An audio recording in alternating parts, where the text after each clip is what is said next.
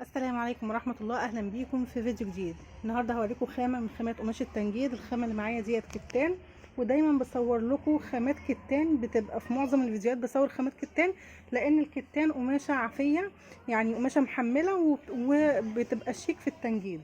فالخامة اللي معايا النهارده خامة كتان، بس تشوفوها تحسوا ان هي قطيفة لكنها ايه، خامة كتان. شكل النسيج بتاعها من قريب تمام، ووشها زي ظهرها. بصوا الظهر بتاعها كمان مفيش اي فرق ما بينهم، وزي ما بنقول في كل فيديو مفيهاش بطانه من ورا.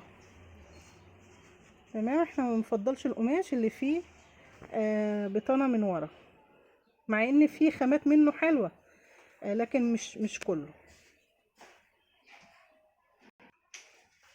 تمام، الخامه دي موجوده فين؟ موجوده في العطارين، هنلاقيها كتير.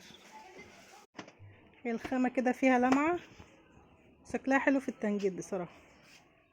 تمام، بس في خامات عن الكتان، في خامات عن دي بفضلها اكتر يعني، بس دوت ايه للناس اللي هي ما بتفضلش الملمس الخشن بتاع الكتان. ديت الخامة بتاعتها بتبقى ناعمة شوية. تمام، هي القماشة خفيفة شوية لكنها شكلها حلو وجامدة، القماشة جامدة. تمام،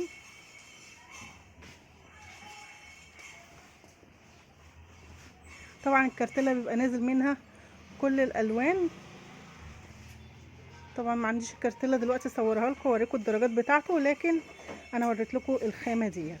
تمام كده، رب الفيديو يكون عجبكم. لو استفدتوا من الفيديو بأي معلومة ما تنسوش تعملوا لايك وتشتركوا في القناة، والسلام عليكم ورحمة الله.